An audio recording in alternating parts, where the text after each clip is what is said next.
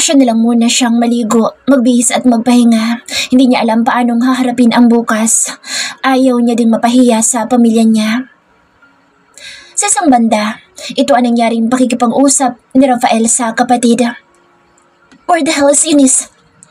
Dinukot niya ang cellphone at nakailang dayang ngunit hindi niya ito makontak. Nagpaalam lang itong kukuhanin ang purse at hindi na nakabalik pa. Kuya, kanina ka pa aburido. Bati ni Ryan. Hindi pa kasi bumabalik si Eunice. Who's with you? Ang team, pero malapit na sa Athena. Where is she? Niyakap niya ang kapatid nang makita. Kuya, wait lang at naiihi ako. Nagmamadali na itong umalis. Hey, bakit hindi ka dumadalaw? Sabi nitong pagbalik. Hey baby, and how's my little babies over here? Hinawakan niya ang tiyan ni Athena. Naku, miss na miss ka na kuya na baby mo. Noong isang araw pa akong kinukulit bakit daw hindi ka umuwi. Ganun ba? Sige, tomorrow, punta ako at may papakilala ko sa'yo. Bulong niya sa kapatid niya. Really? Masayang sabi ni Athena. Kuya, doon muna kami ni Athena ha. See you around. Hanapin mo na love mo. Panunodyo pa nito. Sige. Naiwan siya mag-isa at umaasam bumalik na si Eunice. Oh, alone? Tanong ni Vanessa. I'm just waiting for Eunice. I saw her live with a guy. Somebody fetch her. Pagsisinungaling ni Vanessa. Kahit alam niyang nasa kwarto lang si Eunice dahil narinig niya sinabi nito kay Manang. Nakikiayon ang sitwasyon dahil alam niyang nagselos ito kay Rafael nang makitang kausap nito ang buntis na kapatid. What? Yeah. Come on, enjoy the night. Let's drink together. Excuse me. Mati-mabagang natin nalikuran ni Rafael sa Vanessa at pumunta sa parking. Michael, are you here? Tanawagan niyo si Michael para ipahanap si Eunice. Yes, boss. Nandito lang po ako sa labas at nagmamasid. Wala namang kakaiba at clear naman. Did you see somebody fetching my woman? A car or any vehicle who recently arrived? Wala namang boss dumarating at hindi rin lumalabas ng villa si madam. Umalis daw sabi ng kapatid niya at may sumundo. Imposible, boss. Dahil kanina pa ako nandito. Nauna pa nga akong dumating kaysa sa inyo at nakakasigurado akong walang ibang sumundo sa kanya at hindi pa siya lumalabas. Damn it! Boss, ano ba nangyayari? Nawawala ba sa madam? Yes, and I need to find her. Baka itinago na madrasta niya, boss. Yun ang iniisip ko. Just keep an eye, okay? Napamura na lamang si Rafael at ibinabana ang telepono. Bumalik siya sa loob at hinanap ng mata niya si Eunice ngunit wala talaga. Sir, can you spare me a little time please? Bulong niya sa Don. He looked at him in the eye and stand bilang tanda na makikipag-usap ito. Excuse me, sabi nito sa mga kaharap at tumayo na. Iho, sa study tayo mag-usap dahil alam kong madami kang dapat na ipaliwanag sa akin. Sige po. Opo, may kailangan po akong ipagpaalam sa inyo. At diretso na itong pumasok sa loob at sinundan niya na lamang. Aaminin ni Rafael na kabado din siya sa gagawin niyang pakikipag-usap sa ama ng kanyang nobya. Pero kailangan niya itong gawin upang bigyang kapanatagan si Eunice. Pagdating sa study ay nagsukatan muna ng tingin ang dalawang lalaki. Iyo, I believe you have some important matters to discuss. And I also want to talk to you about sa sinabi mo kanina na girlfriend mo ng anak ko. Yes, sir. First, pagpasensyahan niyo na po ako na hindi ko na naligawan ng formal ang inyong anak dito sa pamamahay ninyo. Dahil masyado po tayong naging busy at talaga pong hindi ko na siya binigyan ng pagkakataon na makawala pa sa akin. Mahal ko na po ang anak ninyo. And sana po ay... What is it? Tell me directly what you want. I want to ask you for your daughter's hand. Napakunot ng nooan doon at napatayo. Naghihintay ng susunod na sasabihin ni Rafael. I want to marry Eunice po. Nagalaw mo na bang anak ko? Namutla si Rafael sa tanong ng Don. Nakita ko kung paano siyang tatuhin ng pamilya ninyo. And I want her to get out of this mess. Yun nga lang ba dahilan? Tanong ng Don. I want to fulfill my papa's wish. What is it you're talking about? Kunot na pa ding tanong ng Don. To marry your daughter. Doon pa lang alam niya kung paano nagdurusa si Eunice. Hinayaan niyo ang pamilya niyo na parusahan siya. May nangyari na ba sa inyo? Pag-ulit ng Don sa tanong kanina. Natahimik si Rafael at iniisip kung tama bang sabihin niya ang totoo. Ipinain niya sa akin ang sarili niya sa utos ng asawa niyo para makuha ang deal. Sagutin mo ang tanong ko! Tiim ang bagang na tanong ng Don. Sa kwarto, narinig ni Eunice na may kumakatok sa pinto paglabas niya ng banyo. Iha? Iha? Tawag nito kasunod ng mabilis na katok sa pinto. Po, manang. Iha, mukhang hinahanap ka na ng nobyo mo at nang hindi ka makita ay magkausap sila ng papa mo sa opisina ngayon at sumisigawan doon. Ano bang nangyayari? Po? Nalalaka ang mata niya sa nervyos. Dali na, Iha. Bumaba ka na. Pumunta ka sa study.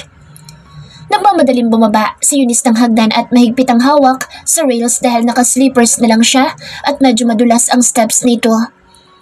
Sagutin mo ang tanong ko! Dumadagundong ang boses nandun at naintakutan si Eunice sa narinig. Rafael? Papa! Katok niya sa study room. Hindi naman nagtagal ay agad namang bumukas at sinalubong siya ni Rafael. Eunice, anong ginawa mo para makuha ang deal? Bungad nandun pagsarado ng pinto. Papa, nauutad siya sa pagsasalita. May nangyari na po sa amin, kaya gusto ko siyang panagutan. Matapang na sagot ni Rafael. Unbelievable! You both make me crazy! Eunice, ang taas ng expectation ko sa'yo! Yun nga po pa eh. Masyadong mataas ang expectation ninyo na hindi ko maabot-abot. Aba, ang tapang niyang sumagot porket nandito si Rafael, ang kanyang kakampi. Ani Eunice sa isip. Ano? Ang utos po ng mommy, kunin ko ang deal sa kahit na anong paraan. At nagpakababa ka? Is that what you mean? Yun naman po ang gusto ng lahat. Ang makuha ang deal, di ba po? Nakuha niyo na. Hindi pa din po ba kayong masaya? Naiiyak na dagdag ni Eunice. I didn't know that I will fall in love with Rafael. Sir, I like Eunice noon pa. Base sa mga kwento ng papa. When I met her, I learned that she's a good person and I started falling in love with her. Wala po akong balak lokohin siya. Kaya nga po gusto kong pakasalan siya eh. Huwag mo nga akong pinaglololoko lalaki. Alam natin na ginagawa mo lang laruan ng mga babae. Paano ko nakakasiguro na hindi mo ibabasura ang anak ko? Sa dami ng babaeng dumaan sa buhay mo, bigla-bigla pakakasalan mo ang anak ko na ilang buwan mo palang nakikilala. Tama po kayo at hindi ko iyon itatanggi. Ito po ang unang pagkakataon na humarap ako sa magulang ng babae para panagutan siya. Hindi alam ni Eunice kung paano ipaproseso ang mga naririnig niya sa labi ng binata. Hindi niya alam kung dapat niya bang paniwalaan ang lahat sa kabila ng nasaksihan niya kanina. Eunice, ikaw ang magpasya. Sasama ka ba sa kanya? Papa. Nangingilid ang luha ni Eunice at hindi niya alam kung paano magpapasya. Sumagot ka! Total ikaw nagsimula nito, kundi ka sana nagpakatanga. Sigaw ng ama. Ako po. Hindi po ba kayo ang nagsimula? Buong buhay ko po nanlilimos ako ng atensyon niyo. Pinabayaan niyo po ako mag-isa. Ni minsan hindi niyo ako naipagtanggol sa tuwing sinasaktan nila ako. Sinasampal, pinapahiya. Wala naman po ako kasalanan sa nakaraan niyo pero ako nagdusa sa lahat. Kaya po, para makalaya dito lahat gagawin ko. And to answer you, opo, sasama po ako kay Rafael kaysa mamuhay ng kasama kayo sa isang bubong. Lalo siyang napahagulol pagkatapos niyang magsalita. Tama, sasama siya dito kahit pa hindi niya alam ang kahihinatnan niya sa kamay ng manlolokong ito. Timang bagang nanaikuyom nandun ang kamao at tinampas ang lamesa. Kung ganun, umalis ka na! Pagalit na sabi nito. Sa pag-iyak ay nahihirapan siyang huminga sa tensyon na nararamdaman. Ayoko pong maghiwalay tayo ng ganito. Lumapit siya, tinawakan ng kamay ng ama. Sorry papa, pero mahal ko na po si Rafael. Mahal din po kita papa. Pinilit niyang sabihin ang mga salitang iyon kahit sinisinok-sinok siya. Yumakap naman ang Don sa anak at napaiyak na rin. Dala ng bugso ng damdamin dahil alam naman niyang tama ang lahat ng sinabi ng anak. Nagdusa ito sa piling niya at hindi niya nagawang maipagtanggol sa asawa. Anak, mahal na mahal din kita. Patawarin mo ako na hindi man lang kita naipagtatanggol para umiwas sa gulo. Alam ko, lalo kang papahirapan ng mami mo kapag kinampihan kita. Sorry anak, mag-iingat ka. Sana lang ay maging tunay kang masaya sa piling niya. Papa! Hagulhol niya. Nilapitan naman siya ni Rafael at niyaka para aluin. Iyo, ikaw na bahala sa anak ko at inaasahan kong hindi mo siya itutulad sa mga babaeng pinaglalaruan mo lang. Igalang mo sana ang kahilingan ng papa mo at partnership natin. Opo. Simpleng sagot ni Rafael at tinawakan na siya sa likod para umalis. Let's go, babe. Papa. Patuloy si Eunice sa paghagulhol. Sige na anak, ingatan mo sarili mo. Malaya ka pa rin namang makakauwi sa bahay na ito. Salamat po, pa. Naalis na po kami. Pagpapaalam ni Eunice dito. Napakabata mo pa anak para sa mag-aasawa. Pero kung yan ang pasya nyo, hindi na ako tututol pa. Kanina nang marinig ng manang ang usapan tungkol sa pag-alis ni Eunice ay agad na itong iginayak ang mga mahalagang gamit ng dalaga, pati na ang purse nito na naiwan sa kwarto. Dati pa naman niyang naiimpake ang mga ito noong pang-unang beses na hindi na ito umuwi ng bahay. Kaya paglabas ng study room ay nakaabang na ito. Anak, mag-iingat ka doon ha. Magpapaalam na lang ako kay Bernard para mapuntahan kita at madala ang mga ibang gamit mo. Naiiyak na sabi ni Manang. Anong ibig sabihin nito? Mataray na tanong ni Vivian nang makita ang mga gamit ni Eunice. Nagpaalam sa Mr. Miranda na pananagutan na nangyari sa kanila ng anak ko. Sagot ng Don na palabas na din ng study. Magpapakasal na sila. So, ganun na lang? Ganun na lang basta-basta iyon at Vivian enough. Leave them alone. Sige na anak, mag-iingat kayo. Yun na lang ang sinabi ng Don at tumalikod na. Pumasok naman si Michael at binuhat ang mga maleta ni Eunice sa sasakyan. Wala na ding nagawa ang ginang pagkasaway ng Don. Naiwan na lang na nagmamaktol ang mag-ina. Sa sasakyan pabalik sa kondo ng binata ay walang imik si Eunice at tahimik na lumuluha. Hindi dahil sa galit ng ama, kundi dahil sa nasasaktan siya sa nasaksihan kanina. Wala siyang lakas na loob na magtanong dahil hindi niya alam paanong haharapin ang katotohanan. Ang lalaking kanyang iniibig at pinag-alayan ng lahat ay isang gigulo, matulis at mapaglaro sa babae. Sa kabila ng lahat ng nalaman niya ay sumugal pa rin siya dahil sa pagmamahal niya rito. Paano na siya? Ngayong ang oras ng paghihiwalay nila ay itinakda na. Hindi niya gugustuhin makasira sa kinabukasan ng isang walang muwang na bata. Hanggang kailan kaya nito itatago ang tungkol sa girlfriend nitong buntis? Kailan niya balak sabihin sa akin? Sabi ni Eunice sa sarili niya habang tahimik na umiiyak sa loob ng sasakyan. Sa pakiramdam ni Eunice ay hindi niya na kayang mawala si Rafael sa tabi niya, na ang akala niya ay nakahanap na siya ng kakampi sa buhay niya. Ngunit bigong-bigo ang puso niya. Paano na? Babe, tahan na. I am just doing the right thing, sabi ni Rafael. Hinawakan ng binata ang kamay ng dalaga ngunit umiwas ito. Inisip ng binata na dahil sa itinuloy niya ang pagsasabi sa ama nito ang dahilan ng galit ng dalaga. I just need to tell your family about us so they would let us be together so that your stepmom would not step on you anymore. Si Michael ay nakasunod sa likod ng sasakyan nila. Pumikit si Eunice at nagkukunwaring tulog kaya hinayaan na ito ni Rafael sa pag-aakalang nakatulog na nga ito. Pagod na rin naman na ito sa pag-iyak at matagal-tagal din ang biyahe at tuluyan na ngang nakatulog ang dalaga. Babe, we're here. Bulong ni Rafael sa tenga niya at bahagyang niyuyugyug siya sa balikat kaya agad siyang naalimpungatan. Hindi alam ng binata kung gaanong voltage ng kuryente ang gumagapang kay Eunice sa pagkakalapit ng labi ni Rafael sa kanyang tenga. Nagdilat ito ng mata at pupungas-pungas na binuksan ang pinto. Lalong nagtaka ang binata dahil dati-rati ay hinihintay siya nito para pagbuksan ng pinto at hindi rin alam ng dalaga paano niya nagagawang tiisin ang binata.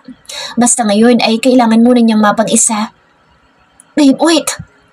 Habol ni Rafael ngunit hindi na lumingon ang dalaga. What's wrong? Can you please talk to me? Pagsusumamo nito, nanatili lang tahimik ang dalaga at tuloy-tuloy na naglakad papunta sa elevator at hindi na hinintay pa ang binata. Damn it! Sabi ni Rafael, out of frustration. Bitbit nito ang maleta ni Eunice at ni hindi siya hinintay ng dalaga. Pag-akyat ng kondo ay diretso na ito sa banyo para makapaghilamos at makapagpalit ng damit. Hindi niya alam kung paano matutulog ng katabi si Rafael kaya naisipan niya munang pumunta sa balkonahe at nang makapag-isip-isip ng maayos. Si Rafael naman ay tahimik na nakikiramdam pagdating sa kanyang unit. Napansin niyang nakaredy na ito para matulog. Nagpa siya si Rafael na sundan ang dalaga at niyakap patalikod. Babe, mahinang sabi nito. I was afraid kanina nang hindi kita mahanap. Sabi mo kukunin mo lang ang purse mo pero hindi ka na bumalik. I thought you were detained by your stepmom kaya kinausap ko ang papa mo. I'm sorry if that made you upset. Humilig lang ang dalaga sa dibdib ng binata ngunit nanatili pa ring walang kibo. Nanamnamin ko na mga sandaling ito dahil malapit nang matapos ang pantasya ko. Sabi ni Eunice sa sarili. Sa naisip ay napaluhan na naman ang dalaga. Nakalaya man siya sa magulong mundo sa mansyon ngunit mas magulong mundo ang pinasok niya. Magulong mundo na hindi niya kayang labasan pa. Sa ilang buwang kasama si Rafael ay minahal niya na ito ng totoo. Kahit pilit niyang nilalabanan ang sarili. Kahit ayaw niya pero basta lang dumating ang pag-ibig. Naging haligi at lakas niya ito. Paano kung ngayon sisimulang bumuo ng mundo nung wala ka? Hindi ko yata kaya. Let's sleep, babe. Para makapagpahinga na tayo. Bulong ni Rafael. Tahimik lang siyang sumunod at nahiga. Tumalikod kay Rafael at first time niya itong ginawa na siya namang hinayaan lang ni Rafael. Sa isang banda, hindi rin makatulog si Rafael at sa unang pagkakataon ay ginapangan siya ng takot na mawala ang dalaga sa kanya. Bata pa lamang siya ay inasam niya itong makasama kahit hindi niya pa ito kilala. Gawa na rin ang impluwensya ng ama. Anak, you'll meet her soon and I know you will like her. Naalala niyang sabi ng ama ilang linggo bago ito mamatay. His father was a good judge of character. Hindi nga lang ba niya alam na kung bakit hindi pa siya napapalapit sa mga Del Mundo nung panahong kaklose ito ng ama, and now na kailangan niya pa rin tuklasin ang dahilan ng pagkamatay nito, ay tila kinakalaban niya ang sarili na wag ituloy ang paghihiganti dulot ng nararamdamang pagmamahal sa dalaga. Nagkakaroon na siya ng pagdududa kung si Don Bernard Del Mundo nga ba ang may gawa. Ngunit nakakasigurado siyang walang kinalaman si Eunice sa nangyari. Nakatulugan na ni Rafael ang pag-iisip, ganun din ang dalaga. 12:00 na yata ng madaling araw silang nakauwi galing sa party ng matandang Del Mundo. Pagising ng umaga ay unang hinanap ni Rafael ang dalaga ngunit wala ito sa higaan. Nakaramdam siya ngunit walang kaluskos na nagmula sa banyo. Hindi maintindihan ni Rafael ang kabang gumapang sa kanyang pagkatao kaya nagmamadaling hinanap ang dalaga. Wala sa banyo, wala sa sala at kusina at wala na din ang maletang inuwanan niya kagabi malapit sa pinto. Tumatakbong kinuha ng binata ang cellphone at nagdial. Michael, Eunice is gone. Check all the CCTV and report to me immediately. Mariing utos niya sa driver/bodyguard. Isa si Michael sa mga pinagkakatiwalaan niya. Tumulo ang luha ng binata at kung alam lang niyang aalis ito, ay hindi niya na sana ito binitawan magdamag. Unreachable ang cellphone ng dalaga. Hindi niya pwedeng tawagan ang Don dahil alam nito ay siya ang kasama nito. Sunod na tinawagan niya ay si Ryan. Hello kuya? Inaantok na sagot ng kapatid. Puyat kasi ito gawa ng party kagabi. Help me! Eunice is gone! Gumagaralgal ang boses na sabi nito. What happened? When I woke up, she's gone. Bigla nga kayong nawala kagabi. Hinahanap namin kayo. Last night, I couldn't find her at the party. And isa pa, I've witnessed how her family treated her so nagalit ako. Kinausap ko si Don Bernard and asked for her hand. Pumayag naman kaso medyo nagkagulo. Before that, she was telling me na wag na muna magsabi tungkol sa amin. Kaso nga lang, I don't want her to suffer more because of them. And isa pa, gusto ko na din siyang pakasalan. Mahal na mahal ko na siya. Mahabang paliwanag ni Rafael sa kapatid. So, she's mad at you dahil ayaw niyo pang ipaalam sa Don? Maybe. Please help me, bro. I really need to find her immediately. Okay. I'll call my friend to look for her. Don't worry too much. Baka nagtampo lang iyon at uuwi din mamaya. Madami kasing kakilalang investigador si Ryan na pwedeng makatulong sa kanya. I doubt it, bro. Uwi ako dyan. Sige, kuya. I'll wait for you. Natulala ang binata pagkababa ng telepono at sa unang pagkakataon ay nakaramdam siya ng matinding lungkot at pangungulila sa babaeng unang minahal. Nangihina siya sa isiping na wala na ito sa kanya. At nagmamadali nang gumayak ang binata para umuwi, umaasang mahanap din agad ang dalaga. Lulugulugong pumasok si Rafael sa bahay. "Kuya, you're here na!" Masayang salubong ni Athena. "Breakfast tayo?" "Ah, oo." Sabi na lang ni Rafael nang hindi na siya kulitin ni Athena. "Where's your Kuya Ryan?" "Nasa study." "Nasaan yung ipapakilala mo sa akin? Is it the girl that I saw in your condo?" Nakangiting tanong ni Athena ngunit napalitan ng pagkakunot ng noo nang mapansin ang itsura ng kapatid. "Kuya, may problema ba?" "I just need to talk to Ryan muna, baby. I'll get back to you later." "Sige, kuya. Hahatadan ko na lang kayo doon ng breakfast." "Huwag na. Paglabas na lang namin." At malikod na itong papunta ng study. "Find her as soon as possible," sabi ni Ryan. Narinig ni Rafael na utos ng kapatid sa kausap. "Kuya." Tanging bati ni Ryan sa kapatid na noon ay tahimik na naupo sa couch. "Have you checked the CCTV footage of the condo?" "I'm still waiting for Michael. Please, call Derek as well and ask him to come here." Walang kaganagana ang utos nito. "Okay, kuya." Tugon nito at tinawagan ng assistant. "Derek, kuya wants to speak to you." "Derek, please monitor Eunice's credit cards and ATM withdrawals. She's missing and try to find her ASAP. Also, bring here the documents that I need to sign." "Okay, boss." "Kuya, I already informed the bank to report to me her withdrawals. The Miranda Bank is also part of Miranda Grant, where they have the payroll accounts. I already suspended our online services para mapilitan siyang mag-withdraw through ATM machine dahil mahirapan tayong i-trace kapag sa online siya nag-transact." Sumusweldo si Eunice sa payroll at pag kinailangan nito ng pera ay siguradong mag-withdraw ito. "Thank you, bro." "What really happened? Last night sabi na lang sa amin ni Vanessa ay umalis na kayo." "Oh, that bitch, sister of her. Sabi sa akin umalis daw si Eunice at may sumundong lalaki. So I called Michael and he assured me na wala namang lumabas from the party. And then, sa takot ko na baka dinitain lang nila or kinulong na madrastan niya, kaya kinausap ko nga si Don Bernard kagabi at sinabi kong gusto kong pakasalan ng anak niya." "Oh, is that for real, kuya? Does it mean you really love her na?" "Pakasalan? Anak? Sino ikakasal?" Nagulat na tanong ng kanyang ina. Hindi nila napansin ang inang pagbukas ng pinto ng study. Kasama nito si Athena at ang isang kasambahay na may dalang almusal. "G, mainam pa sa garden ka na maghain para sa agahan.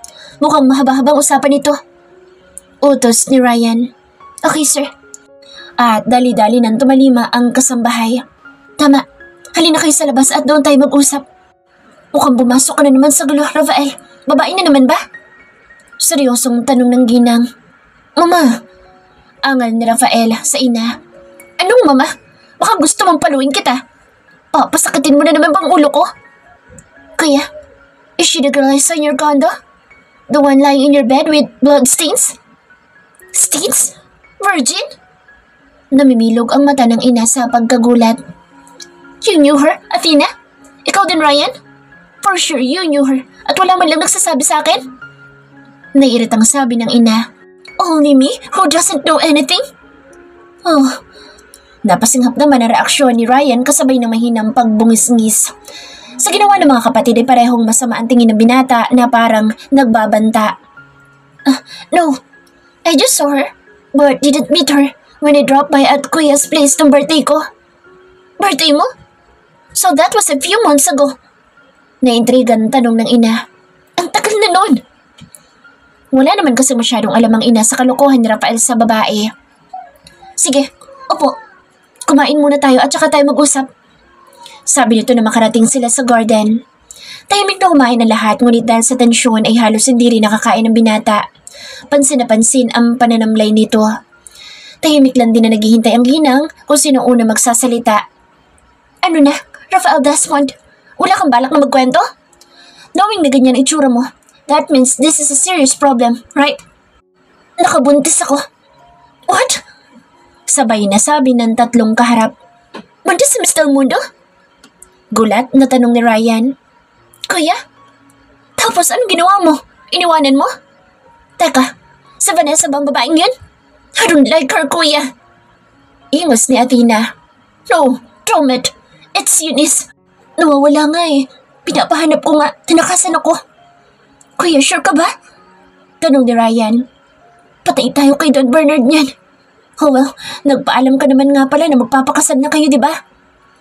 Hindi ako sure kung buntis na nga, pero kasi sigurado ako mabubuntis ko yun. Sinadya ko na talagang buntisin. Gago kang bata ka. Umayos ka na isasagot. Galit na singit ng ina. Sino ba itong Eunice na ito at hindi mo malang naisip na ipakilala? Tsaka Del Mundo ba ka mo? Yung kaibigan ba ng papa mo nung araw? Kasi personal kami bumibili ng stock. At last week, walang nabawas sa napkins niya. So meaning delayed siya. Tapos kagabi sobrang tampo sa akin, so siguro dala ng paglilihi kaya inuwanan ako. Di ba ibang magtampong buntis? Sino ba yung babaeng pinag-uusapan natin? Ang bastarda ba ni Bernard? Tanong ng ina. Mom! Sabay-sabay na saway ng tatlo. Don't call her bastarda, ma, please. Malungkot na sabi ni Rafael. Sorry anak. Pero nagsasama na pala kayo, hindi mo man lang iniuwi dito nang naipakilala mo man lang sana sa amin. Maganda ba kuya? Tanong ni Athena. Sobrang ganda. Mabait. Malayo kay Vanessa. Late ka na kasi kagabi kaya hindi mo naabutan nung ipinakilala on stage.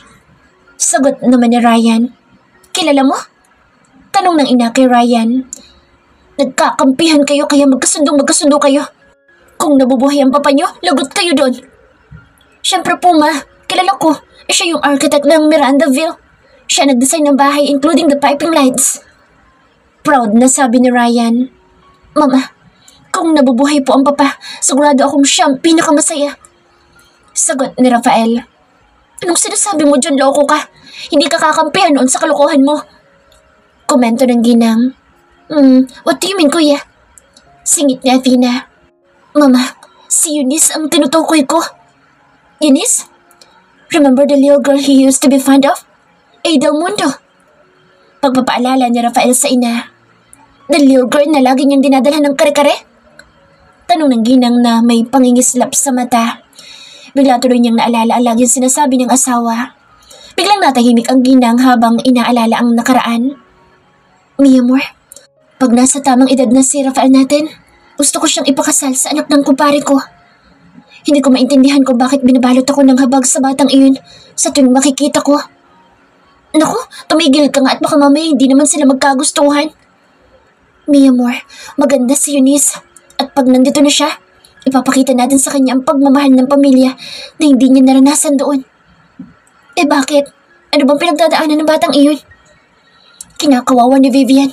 Palibhasa ay anak iyon ni Bernard sa first girlfriend niya. Nga lamang at hindi nagkatuluyan ang dalawa dahil ipinagkasundo si Bernard ng kanyang ama sa anak ng business partner nito. Ipinahanap ni Bernard yung babae. Ayun, ibinahay nang hindi nalalaman ni Vivian. Nabuntis. At yung bata ang bunga. Kaso, sa kasawi ang palad ay namatay yung babae sa panganganak. Ang lupit naman ng tadhana sa kanila. Ipapakilala kita sa kanya sa Sabado, mi amor.